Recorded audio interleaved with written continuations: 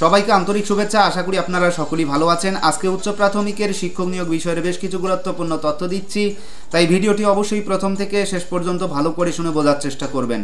উচ্চ প্রাথমিকের শিক্ষক নিয়োগের ক্ষেত্রে মহামান্য কলকাতা হাইকোর্টের রায়কে প্রাধান্য দিয়ে WBSSC কাউন্সেলিং পর্ব শুরু করে দিয়েছে। গত মাসের থেকেই এই কাউন্সেলিং পর্ব শুরু হয়েছে, এখনও পর্যন্ত কাউন্সেলিং পর্ব চলছে। যে সমস্ত চাকুরি প্রার্থী গত মাসে কাউন্সেলিং পর্ব সম্পন্ন করেছেন সেই সমস্ত চাকুরি প্রার্থী ইতিমধ্যে স্কুলে জয়েন করেছেন। এবার এই মাসে যে সমস্ত চাকুরি প্রার্থী কাউন্সেলিং শুরু করেছেন সেই সমস্ত চাকুরি প্রার্থীর অনেকের স্কুলে রিকমেন্ডেশন পৌঁছে গেছে, আর অনেকের স্কুলে এখনও পর্যন্ত রিকমেন্ডেশন পৌঁছায়নি। তো এই বিষয়ে রিকমেন্ডেশন পৌঁছানোর বিষয়ে আমি একটা গুরুত্বপূর্ণ তথ্য দেওয়ার চেষ্টা করছি। যে সমস্ত চাকুরি প্রার্থী 11 তারিখ থেকে এখনও পর্যন্ত কাউন্সেলিং পর্ব সম্পন্ন করছেন, তো যাদের স্কুলটা অফিস থেকে অনেকটা দূরে রয়েছে তাদের অবশ্যই রিকমেন্ডেশন পৌঁছাতে একটু সময় লাগবে।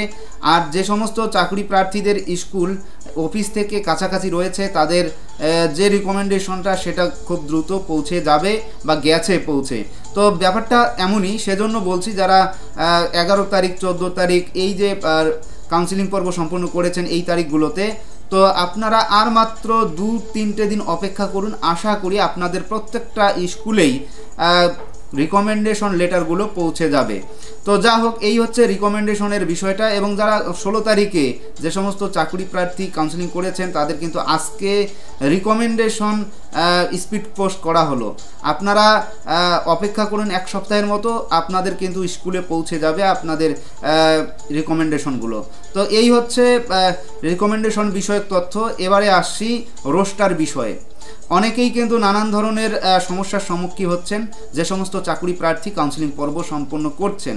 কাউন্সেলিং পর্ব সম্পন্ন করার পর দেখা যাচ্ছে সেই স্কুলে তার কিন্তু ক্যাটাগরির শূন্যপদ নেই, হয়তোবা সেই শূন্যপদটা আছে, বাংলা বিষয়ের শূন্যপদ আছে, অথচ দেখা গেল যে এসসি হয়ে সে জয়েন করার জন্য সেই স্কুলে গিয়েছে, সেখানে গিয়ে দেখে এসসি কোটা নেই, অর্থাৎ এসসিদের শূন্যপদ নেই, সেই বাংলা সাবজেক্টটা ওবিসি এর হয়ে আছে।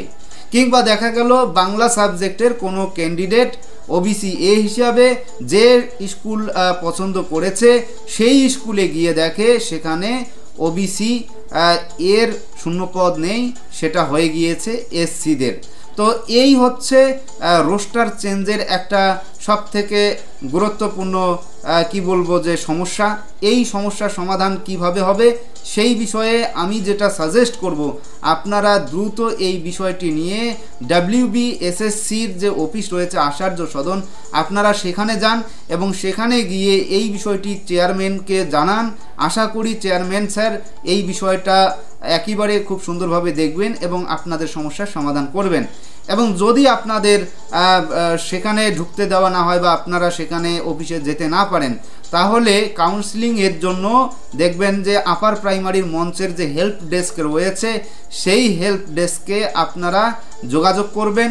সেখানে সুশান্ত দা রয়েছে এবং সেখানে জিৎ মজুমদার দা রয়েছেন, তো তারা কিন্তু আপনাদের অবশ্যই সহযোগিতা করবেন এবং আশা করি আপনাদের সমস্যার সমাধান হয়ে যাবে। এ ধরনের সমস্যা হতেই পারে, সেই বিষয়ে আর নিশ্চিত থাকুন আপনাদের চাকরি বহাল থাকবে, আপনারা অবশ্যই কোনো না কোনো স্কুলে চাকরি পাবেন। তো এখন বিষয়টা হচ্ছে অনেকের কিন্তু আরও বিভিন্ন ধরনের সমস্যা হচ্ছে, এবং যদি কোনো ধরনের সমস্যা হয়ে থাকে ইন ফিউচার, তাহলে আপনারা হেল্প ডেস্কে যোগাযোগ করবেন কিংবা একেবারে সরাসরি চেয়ারম্যানের সঙ্গে দেখা করবেন, সেই বিষয়ে আপনাদের সমস্ত সমস্যার সমাধান হয়ে যাবে। তো এখন বিষয়টা হচ্ছে, আবার অনেকেই প্রশ্ন করেছেন যে কতজন চাকুরি প্রার্থী তারা ইতিমধ্যে প্রেজেন্ট হয়েছেন বাংলা মিডিয়ামের যে কাউন্সেলিং পর্ব সম্পন্ন হলো। আপনারা জানেন যে বাংলা সাবজেক্টের কাউন্সেলিং পর্ব সম্পন্ন হলো, সেখানে 916 জন চাকুরি প্রার্থীকে ডাকা হয়েছে। আর সেই 916 জন চাকুরি প্রার্থীদের মধ্যে আমরা যতটুকু শুনতে পাচ্ছি সেখানে 206 জন চাকুরি প্রার্থী অনুপস্থিত এবং রিফিউজ করেছেন, অর্থাৎ সর্বমোটে রিফিউজ এবং অনুপস্থিত সর্বমোটে 206 জন চাকুরি প্রার্থী মোট কথা স্কুল চয়েস করেনি, অর্থাৎ কাউন্সেলিংয়ে আসেনি। এখন বিষয়টা হচ্ছে যে সমস্ত চাকুরি প্রার্থী 246 জন 46 জন অনুপস্থিত ছিলেন, তার জন্য কাউন্সিলিং দ্বিতীয় অর্থাৎ ওয়েটিংদের যে কাউন্সিলিং হবে সেখান থেকে 246 জন চান্স পেয়ে যাচ্ছেন, এটা কনফার্ম। এবার বিষয়টা হচ্ছে কোন কোন ক্যাটাগরিতে কিভাবে ওয়েটিংদের থেকে ডাক পাবে, সেটাও কিন্তু একটা সবথেকে বড় সমস্যা। অনেকেই কিন্তু বিভিন্ন ধরনের আশা নিয়ে থাকতে পারে যে কারো ওবিসি এ, কারো দেখা গেল এসসি, ওবিসি বি, তাদের যে ওয়েটিং রয়েছে সেই ওয়েটিংয়ের সিরিয়াল যদি আপনারা ধরেন তাহলে ভুল হবে। এখানে আপনাদের ধরতে হবে যে কোন ক্যাটাগরিতে কতজন চাকরি নিলেন না বা কাউন্সিলিংয়ে আসলেন না, সেই হিসাবে কিন্তু আপনাদের ভাগ্য খুলতে চলছে।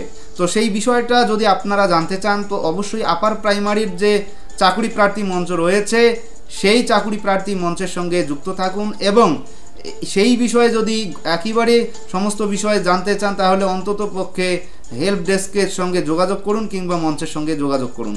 তো যা হোক, এই ছিল সবথেকে গুরুত্বপূর্ণ বাংলা মিডিয়ামের উপস্থিতি এবং অনুপস্থিতির সংখ্যাটা। 916 জনের মধ্যে কতজন অনুপস্থিত ছিল? 206 জন। এবার ইংরেজিতে সর্বমোটে ডাকা হয়েছে 1071 জন চাকরি প্রার্থীকে, যার মধ্যে অনুপস্থিতির সংখ্যাটা আমরা 246 জন শুনতে পেরেছি।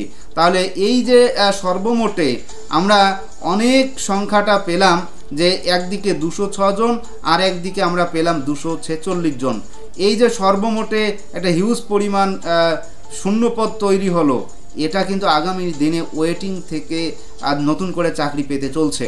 তো এই হচ্ছে সবথেকে গুরুত্বপূর্ণ আজকের বিষয়। আমরা এর পরবর্তীতে আরও বিভিন্ন বিষয় নিয়ে আলোচনা করব। তবে ইতিমধ্যে আমি যে বিষয়টা আপনাদের বলেছিলাম সিট আপডেট বিষয়ে, আমি চেয়ারম্যানের সঙ্গে কথা বলবো। চেয়ারম্যান এখনও পর্যন্ত কথা বলতে পারেনি আমার সঙ্গে, এতটাই তিনি ব্যস্ত ছিলেন এবং ওনাকে বারংবার SMS করেছি, উনি কিন্তু এখনও পর্যন্ত উত্তর দেননি। হোয়াটসঅ্যাপে উনি আমাকে একটা নির্দিষ্ট টাইম দিয়ে থাকেন, সেই টাইমেই কথা বলা হয়, কিন্তু এখনও পর্যন্ত তিনি কোনো রিপ্লাই দেননি। তাই অবশ্যই আমি অপেক্ষা করছি আপনাদের যে সবথেকে গুরুত্বপূর্ণ বিষয় যে সিট আপডেটের, সেই বিষয়টা নিয়ে আলোচনা করব। তো আজকের ভিডিও এ পর্যন্ত। সকলেই ভালো থাকবেন, সুস্থ থাকবেন। ধন্যবাদ।